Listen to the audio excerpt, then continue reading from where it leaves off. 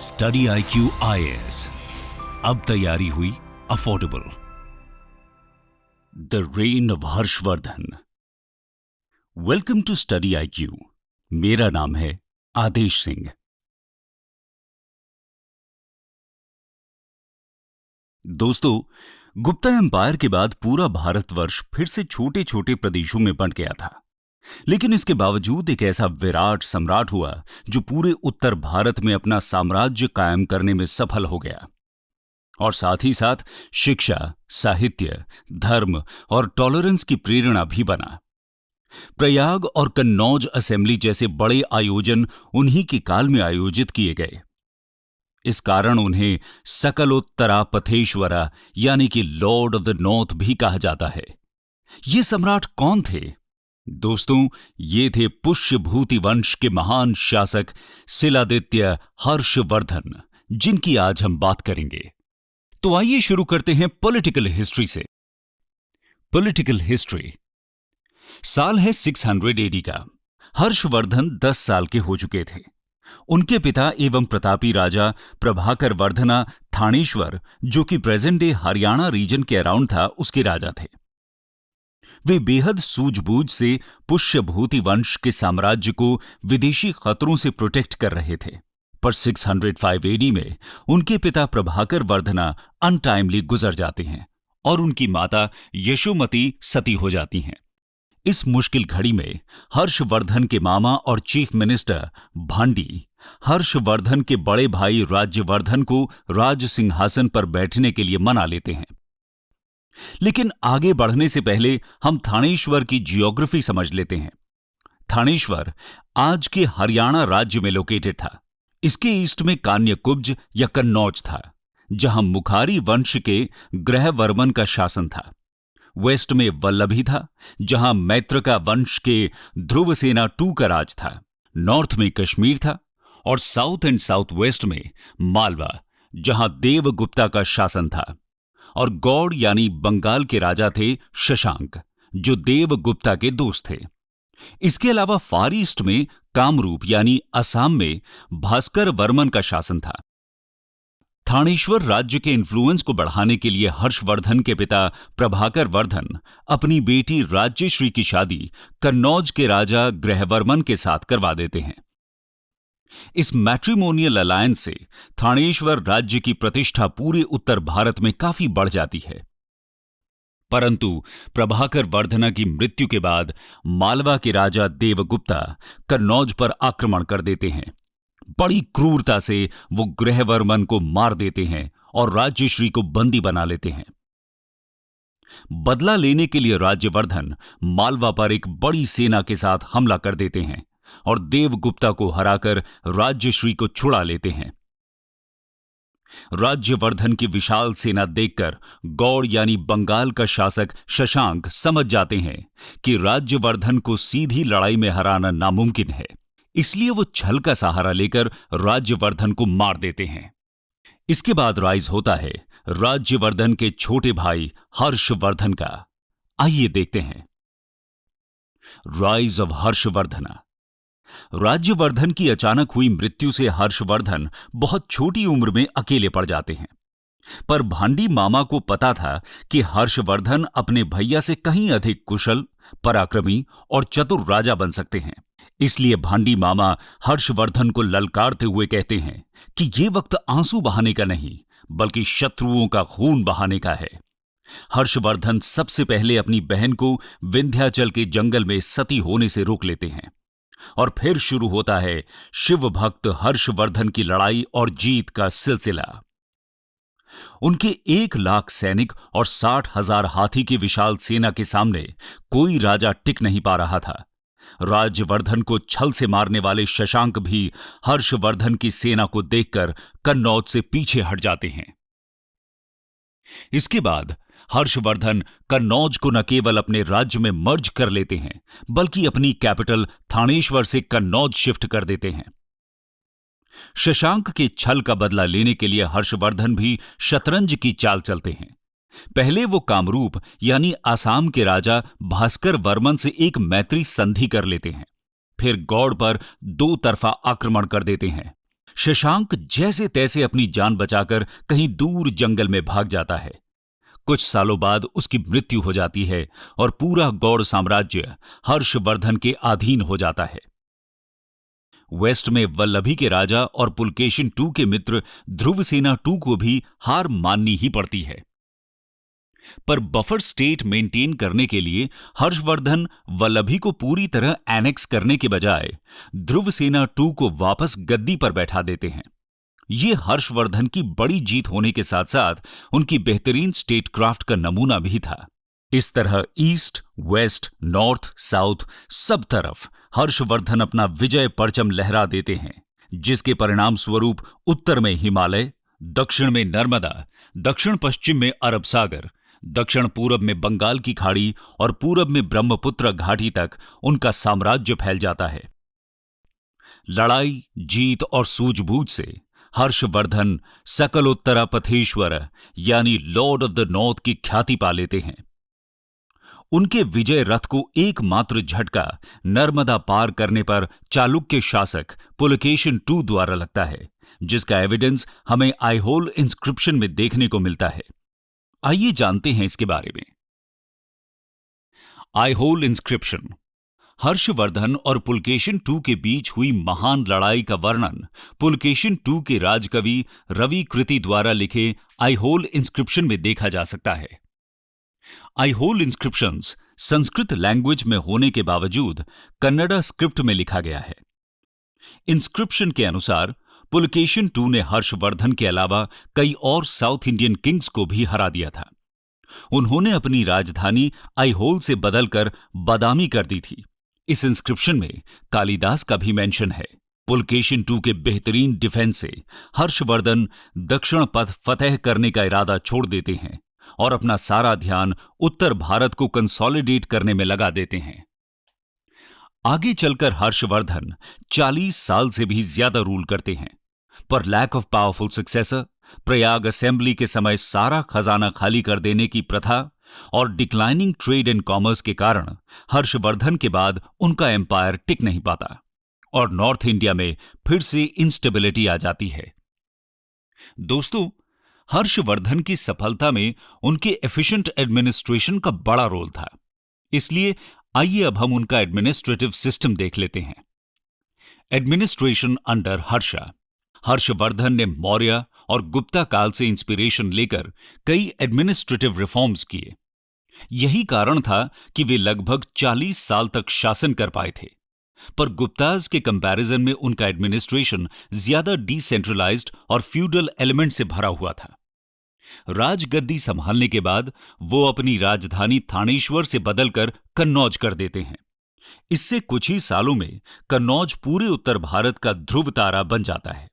राजकवि बाण भट्ट द्वारा लिखित राजा खुद अपनी सेना के कमांडर इन चीफ भी होते थे। हर्षवर्धन ने महाराजाधिराज, परम भट्टरा का परम महेश्वरा जैसे टाइटल भी लिए थे। वे एक उदार राजा थे और खुद पर्सनली प्रशासन की गतिविधियों पर नजर रखते थे। राजा को सलाह देने के लिए एक मंत्री परिषद भी होता था, जिसको चीफ मिनिस्टर हेड करते थे। अवंती नाम के अधिकारी वॉर एंड पीस डिपार्टमेंट देखते थे। सिंघनाद मिलिट्री हेड होते थे। स्कंदगुप्ता हाथी दस्ते के हेड होते थे और सिविल एडमिनिस्ट्रेशन के प्रमुख को सामंत महाराज बुलाया जाता था। पूरे साम्राज्य को प्रदेशों में बांटा गया था, जिसे भुक्ति बोला जाता था। भुक्ति का विभाजन विषयाज यानी जिलों में किया गया था।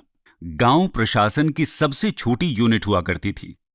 लोगों पर मिनिमम टैक्स बर्डन रखा गया था और गुड गवर्नेंस से एडमिनिस्ट्रेटिव एक्सपेंसेस को कंट्रोल किया गया था। लैंड रेवेन्यू, जिसे भाग बोला जाता था, साम्राज्य का प्रमुख आय स्रोत था। ये उपज का 1/6 भाग होता था और फसल के रूप में ही दिया जाता था। सेल्स टैक्स और टोल टैक्स आय के अन्य स्रोत हुआ करते थे। इसके अलावा छोटे छोटे राजा और फ्यूडेटरीज भी एम्परर को ट्रिब्यूट दिया करते थे। लॉ एंड ऑर्डर अच्छा था, परंतु उसमें कुछ कमियां भी थीं। उदाहरण स्वरूप, सफर के दौरान कई बार खुद हुएन सांग के साथ रॉबरी की घटना हुई थी। बड़े अधिकारियों को पैसे के बदले जमीन दी जाती थी। इसके कारण हर्षवर्धन काल में फ्यूडलिज्म को बहुत बढ़ावा मिला। एफिशिएंट एडमिनिस्ट्रेशन के अलावा हर्षवर्धन की सफलता का श्रेय उनकी विशाल और प्रशिक्षित आर्मी को भी जाता है। चलिए जानते हैं। आर्मी। ह्युएन त्सांग के अनुसार उनकी सेना में 60,000 हाथी, 50,000 घुड़सवार और 1 लाख थल सेना हुआ करती थी।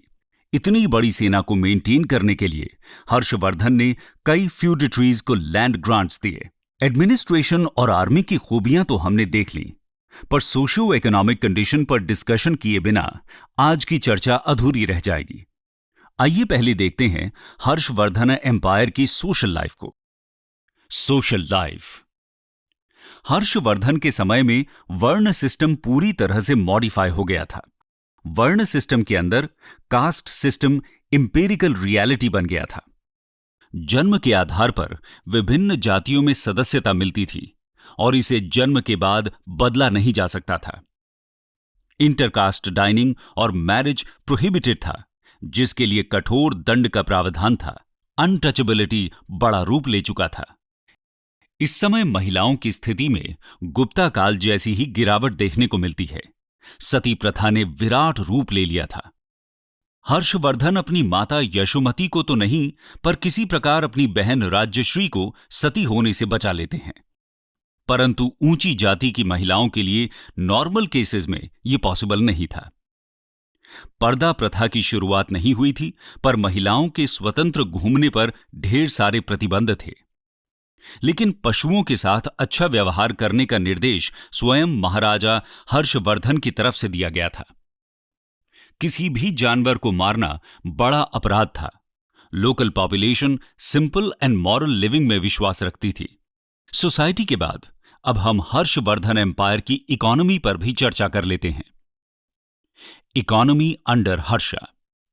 वुमेन की कंडीशन डिटीरियोरेट होने के साथ साथ हर्षा काल में ट्रेड एंड कॉमर्स में भी डिक्लाइन हुआ था। इस कारण से हर्षवर्धन ने गुप्ताज के कंपैरिजन में बहुत कम कॉइन्स इशू किए। पैसे की जगह लैंड ग्रांट्स दिया जाता था, जिससे हर्षा पीरियड में फ्यूडल इकोनॉमी को बहुत बढ़ावा मिला था। एक्सकेवेशन में मिले कॉपर प्लेट्स इसकी गवाही देते हैं। कन्नौज, प्रयाग यानी इलाहाबाद और बनारस हर्षा साम्राज्य के बड़े शहरों में गिने जाते थे। इकोनॉमिक प्रॉस्पेरिटी के साथ साथ हर्षा काल रिलीजियस टॉलरेंस के लिए भी याद किया जाता था। आइए देखते हैं। Religious tolerance. हिंदुइज्म, बुद्धिज्म और जैनिज्म हर्षा काल में पॉपुलर रिलीजन्स हुआ करते थे। प्रयाग, जिसे आज प्रयागराज कहा जाता है, और बनारस हिंदू धर्म के प्रमुख केंद्र हुआ करते थे। वहीं महायान बौद्ध धर्म के सबसे बड़े सेक्ट के रूप में उभर कर आया था। हर्षवर्धन मूलतः शिव भक्त यानी शैवाइट थे, परंतु ह्युएन त्सांग के अनुसार वो एक कन्विंस्ड महायान बुद्धिस्ट भी थे। उन्होंने गंगा नदी के किनारे कई बुद्धिस्ट स्तूपा बनवाए थे। कुछ अकाउंट्स के अनुसार एक स्तूपा तो 100 फीट ऊंचा था, पर वे पूरी तरह से बुद्धिज्म में कन्वर्ट हुए थे या नहीं, ये अभी भी डिबेट का विषय है।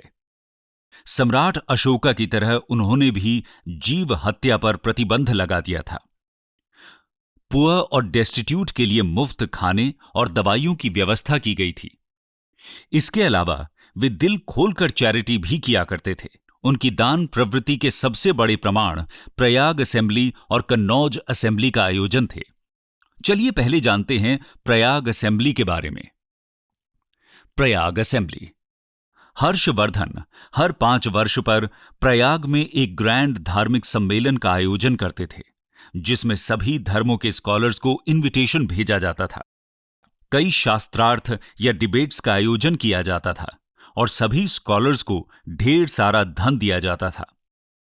5 साल के अंत में जो भी खजाने में बचा होता था, सब दान कर दिया जाता था। प्रयाग असेंबली के बाद अब हम कन्नौज असेंबली के बारे में भी जान लेते हैं। कन्नौज असेंबली। ह्युएन त्सांग ने हर्षवर्धन के राज में लगभग 8 साल बिताए थे। हर्षवर्धन ह्युएन त्सांग से इतने प्रभावित हो गए थे कि उन्होंने उनके सम्मान में अलग से 643 एडी में कन्नौज असेंबली का आयोजन कर ढेर सारा दान दिया।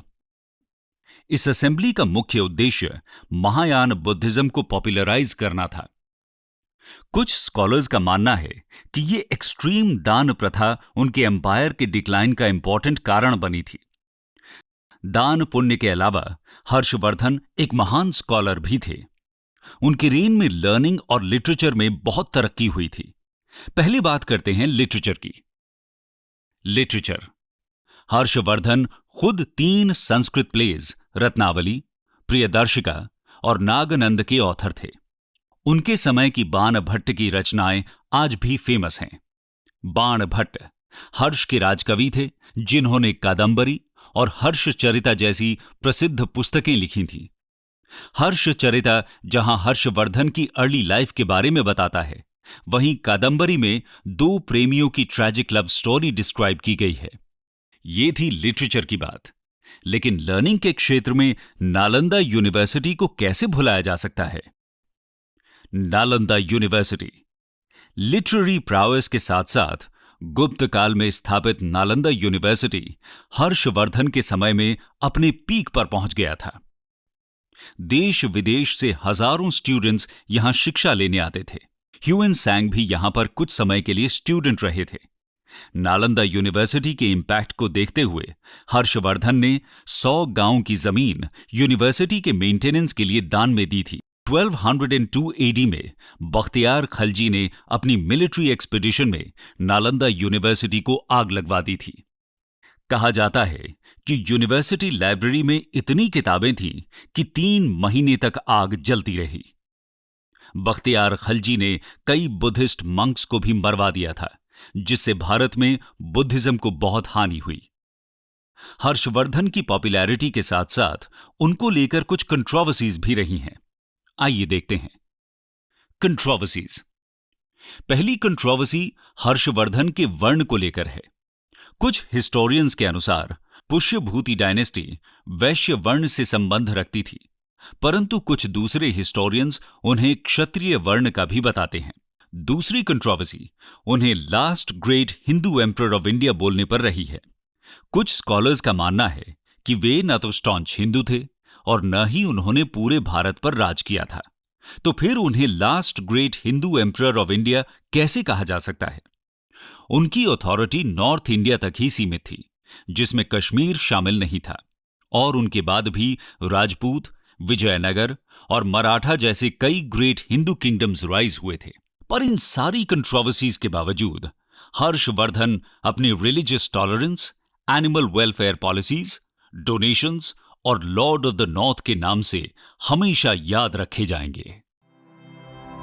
स्टडी IQ IAS अब तैयारी हुई अफोर्डेबल।